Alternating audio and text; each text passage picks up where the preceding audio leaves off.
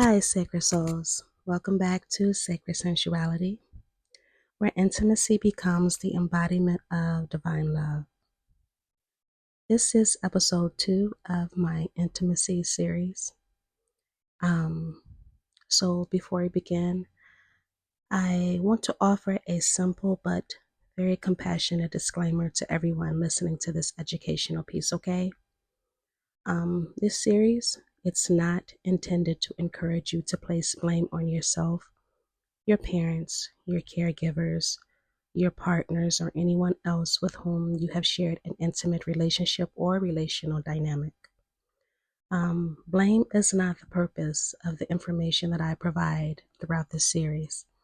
It is to simply help you build a better connection with intimacy within yourself and with others, okay?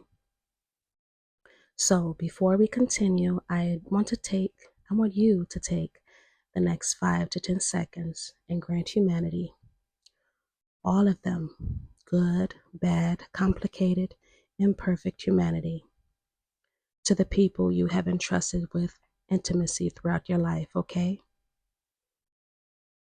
And then I want you to extend that same humanity to yourself. Please do me that favor and do yourself that favor as well.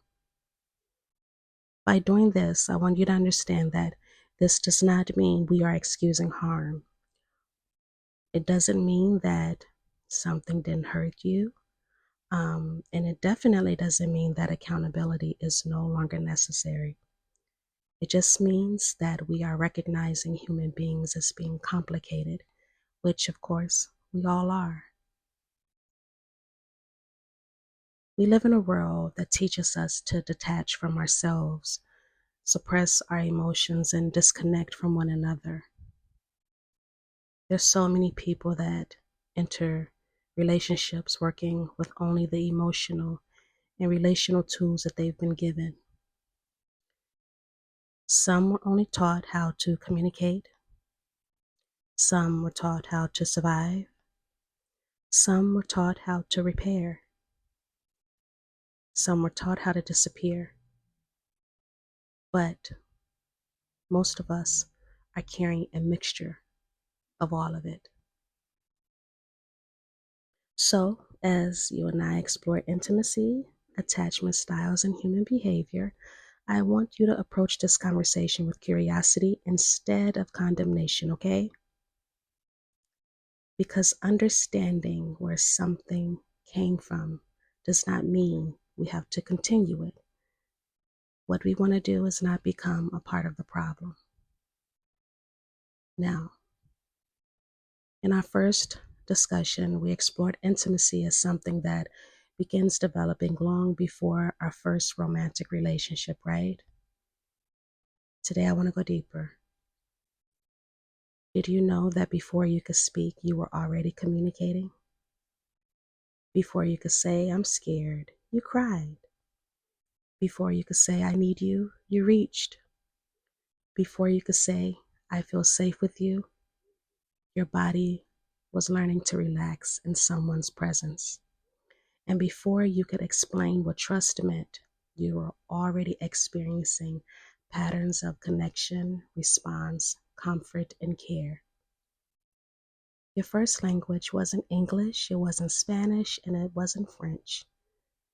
Your first language was relational. Your earliest environment began providing experiences that will become part of your developing an understanding of human connection. For instance, when you signal that you need someone, does anyone respond? When you are distressed, does anyone help you to settle? When you are afraid, is there somewhere safe for you to return? When you explore, will someone still be there when you get back? And when you need another person, is it safe to need them? These are not questions an infant, a baby, a child, they don't consciously sit around asking these things. But through repeated relational experiences, we begin developing expectations about ourselves, other people, and relationships. And this is what brings us to attachment. I want you to understand that attachment and intimacy are deeply connected. If we want to understand how we experience intimacy as adults, how we respond to closeness, vulnerability, separation, uncertainty, conflict, and emotional dependence, it can be helpful to understand our emotional, or should I say, our attachment patterns. Our earliest developmental environment begins before birth, but attachment styles, attachment relationships, they develop through repeated interactions with caregivers after birth and continue being shaped through later relationships and experiences. For instance, who was there that comforted you? Who responded to you? Who was it that made you feel protected? Was the care that was given to you, was it consistent? Was affection predictable? Were you able to safely express distress? Were your emotions welcomed? Were they ignored, punished, or misunderstood? I want you to think about those questions for a few seconds and pause if you have to, because for some people, these questions can trigger certain memories and emotions in them. Now, our answers, they won't just tell us about who we are today, because humans, we're far more complex than one attachment label, but they definitely give us clues. I want to briefly explore 4 commonly discussed attachment patterns, okay? Now, the first one is secure attachment. Someone with a more secure attachment pattern generally feels relatively comfortable with both closeness and independence. The way they communicate is like, I care about you, but I can also be myself. These are people who are more comfortable with asking for support, expressing emotions, trusting others, and believing that conflict does not automatically mean that the relationship is ending. Remember the times when you were sending someone a love message and they didn't immediately respond? For those with a secure attachment style, they may think something like, oh, they're probably busy. They'll call me when they can. Now, understand that these people, it doesn't mean they don't experience insecurity, jealousy, fear, or anxiety. It doesn't mean that they have like a perfect emotional regulation. It means that there is generally a stronger underlying belief that means I am okay, you're probably okay, and our relationship can survive moments of uncertainty. And then there's the anxious attachment. People with anxious attachment styles, these are people who they deeply desire intimacy while simultaneously fearing that intimacy can disappear. They wonder, are we okay? Do you still love me? Why haven't you responded? Did I do something wrong? Imagine that same unanswered message. Instead of simply assuming that the person is busy, their mind begins searching for danger. They start thinking things like, maybe they're upset with me. Maybe they're pulling away. Maybe there's someone else. Maybe I've done something wrong. The desire underneath those questions is often not simply, it's not just attention. What they're looking for, these are the type of attachment styles. They need reassurance. They need someone to say, our connection is still safe. Now, for some people who aren't used to those type of people with those attachment styles, the way they perceive them can be them thinking that their behaviors are clingy, demanding, or paranoid. When really the truth is, the behavior is just a powerful belief that they have this fear that they're losing the connection, that they're losing their person. And then we have the dismissant, avoidant attachment.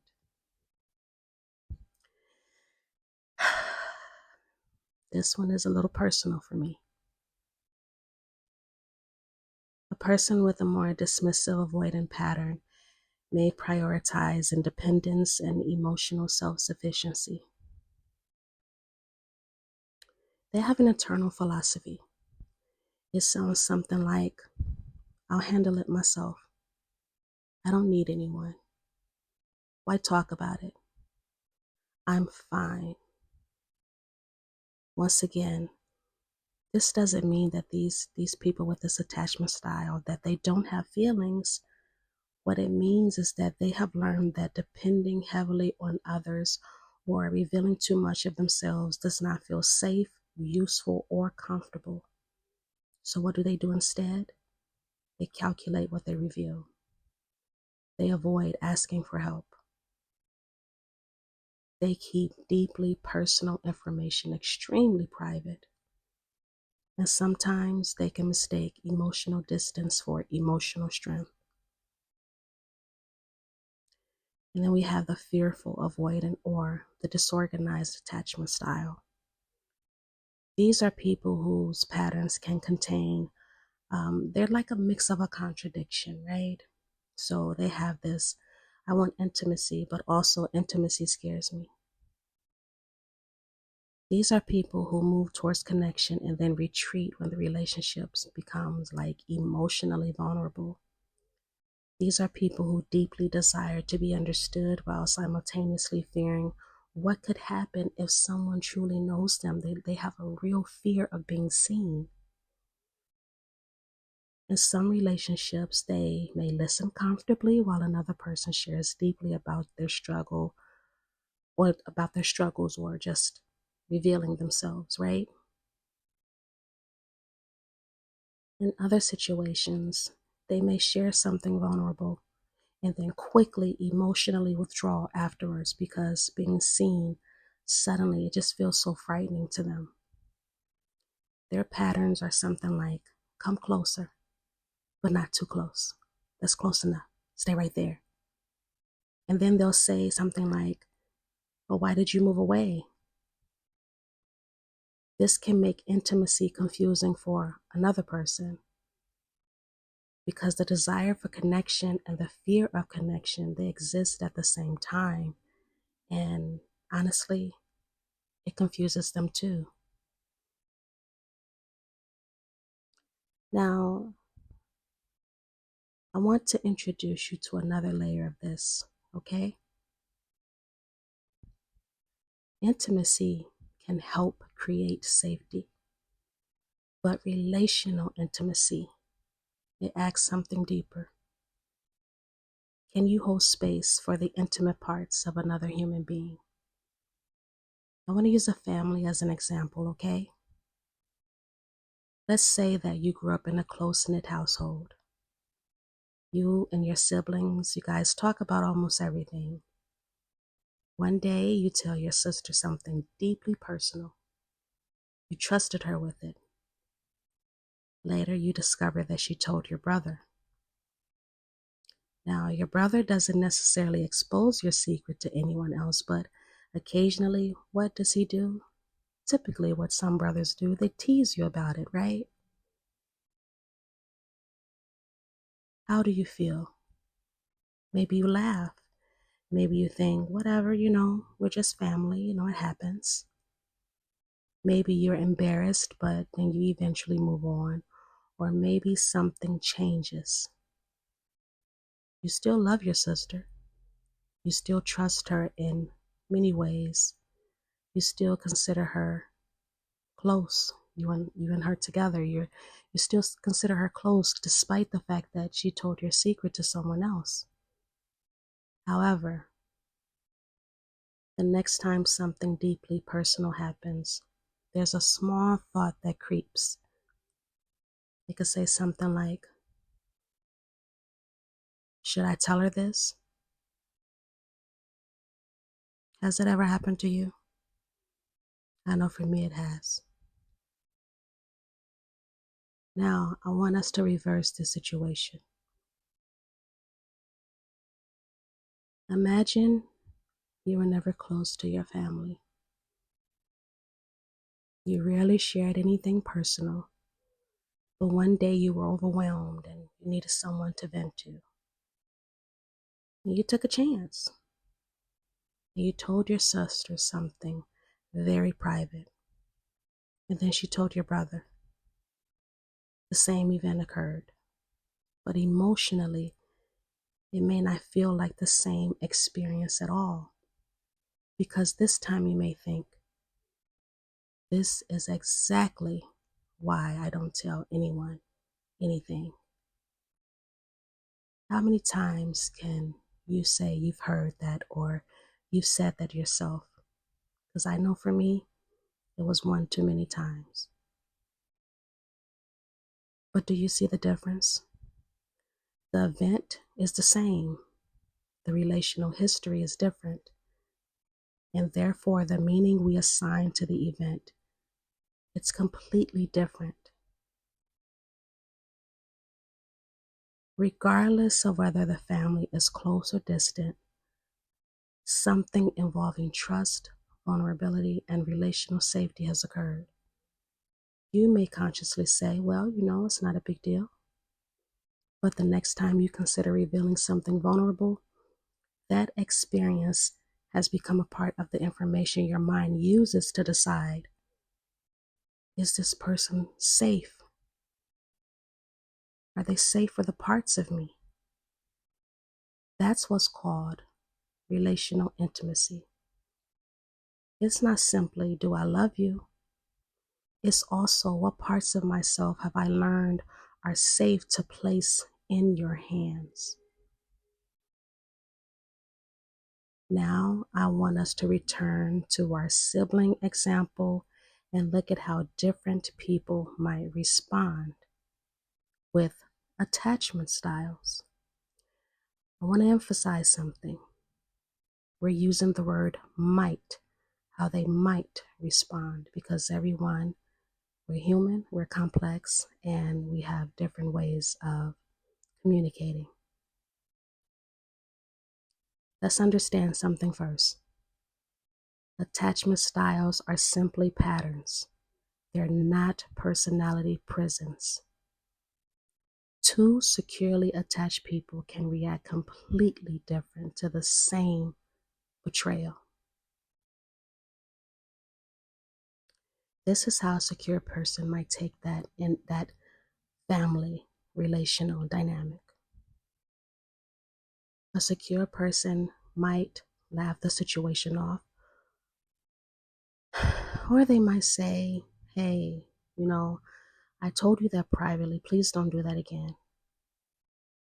They may feel embarrassed still, or, even a little betrayed, but they are typically more comfortable addressing what happened directly. The security doesn't necessarily mean I don't care. What it means is, I care. I can tell you that I care. And I believe this relationship can survive an uncomfortable conversation. Then you have those with an anxious attachment style. They may experience the disclosure as evidence that their relational security is threatened. They might repeatedly ask, well, who else did you tell? Are you sure nobody else knows? Why would you do that? Or even worse, is he going to tell someone? Even though these three siblings eventually turn the situation into an inside joke, the anxious person will continue, or they may continue, seeking reassurance. What happened now is that the vulnerability itself is now exposed. And then we have the classic dismissive avoidant. Someone with a dismissive avoidant pattern may respond very differently. They may simply decide, this is why I don't tell people my business. They might not confront anyone. They might not ask for reassurance. What they'll do is, most times, simply reduce access. The sister may not even realize that something has changed, but internally, a door has quietly closed. And then you have the fearful avoidant. A fearful avoidant person might already have struggled with whatever to share their secret with. See, after the betrayal, they may simply regret becoming vulnerable. They might confront the sister. They might withdraw. They might act as if they don't care while feeling deeply exposed. Or they may continue allowing other people to confide in them while becoming increasingly unwilling to reveal anything personal themselves. And here is when we see an important challenge in relational intimacy. Intimacy cannot survive indefinitely as a one-way street, guys. If one person is consistently revealing, trusting, and allowing themselves to be known while the other person remains inaccessible, while there may be a connection, there are limits to how deeply mutual intimacy can develop. Now let's look at the questions beneath the behaviors, okay? When we look at these attachment patterns, we don't want to just simply label people.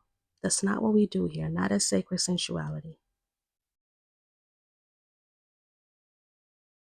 So there are things that come up like, you're anxious, you're avoidant, you're secure.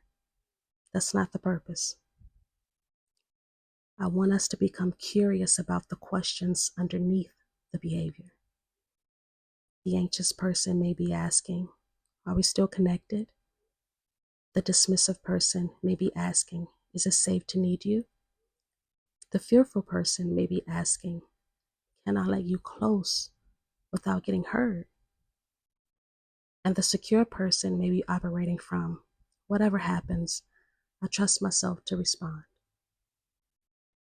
Sometimes the questions we are asking in our adult relationships are simply more sophisticated versions of questions human beings have been learning to navigate since before we could speak.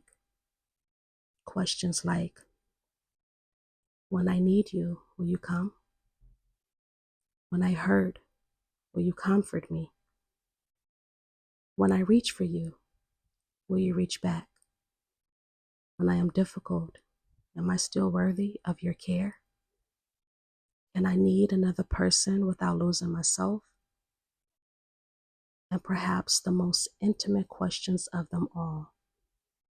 If I show you who I truly am, what will you do with what I give you? That's a responsibility that many people don't think about. Before I close, I want you guys to understand something. While I spoke about these different attachment styles, I myself can attest that once upon a time, a very long time ago, I used to be what's called a dismissive avoidant. For many reasons that maybe one day we'll get into. But I sabotaged relationships, not typically with friends, even though I still limited some information due to past issues, of course, but romantically, it's very hard, even still to this day, for a man to just walk into my life and pin me down as an example. I'm not easy to get close to. But when I choose to get close to someone, I'm close to them. But once I feel betrayed, or as if I don't matter, I'll find myself from time to time going back into that dismissive, avoidance style.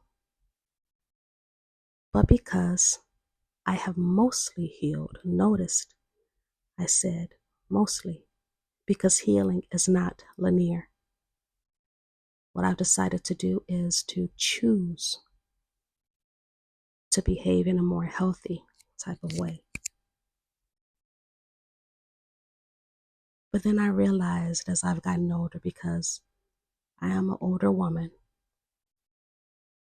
and that is, I have had a mixture of all of those attachment styles at one point or another throughout my life. In particular, late teens through maybe my early 30s. I realized when I was about, 27, 28, that I was extremely dismissive. Extremely, even with the person that I was going to be married to at that time. And I said, hey, wait a minute. This isn't cool to be this way, because you're not the type of person who wants to hurt others.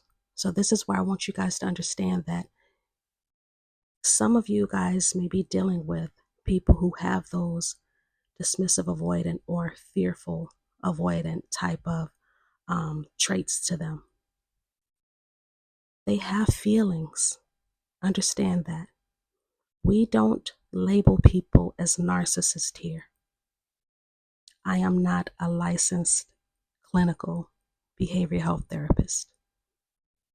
And unless you are, you should not be labeling anyone as a narcissist as well. Typically what that is, that has something to do with the ego, which is something totally different for another day. Most times what we are experiencing is a person who has an attachment style that we don't agree with, an intimacy style that we don't agree with, or we can't communicate with, or sometimes there's just a lack of it.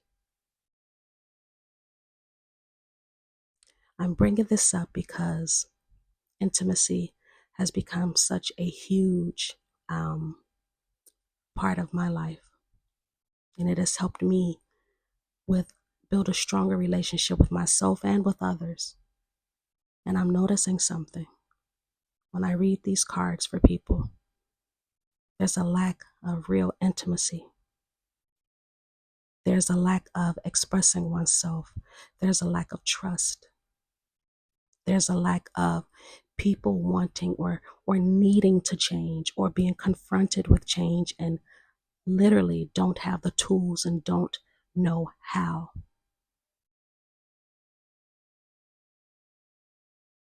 And what I want is for my audience here at Sacred Sensuality, we're not just reading cards about love all the damn time. There's more to life. I would really want you guys, and I'd really love for you guys to develop a very healthy relationship with intimacy with yourselves and with others. And it's not going to happen overnight. It is going to take some time.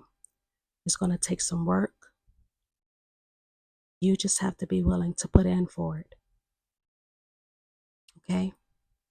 If I can change, I do believe that there's so many of you guys that can change, and we're all learning. We all learn together.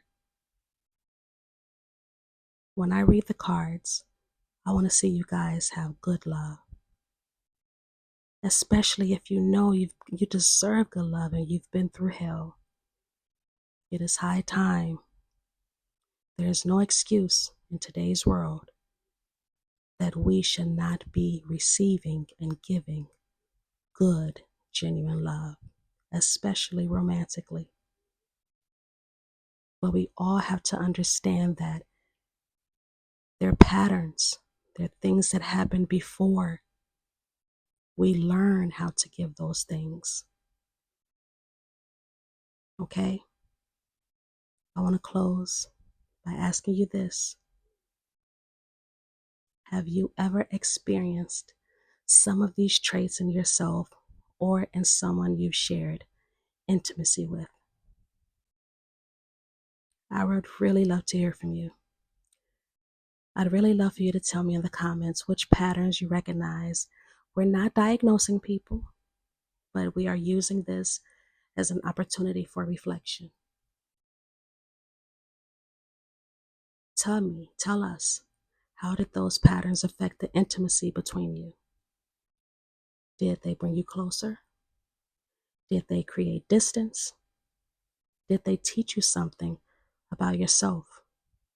And if you recognize yourself in one of these attachment patterns, remember, a pattern can explain your behavior without becoming an excuse for it.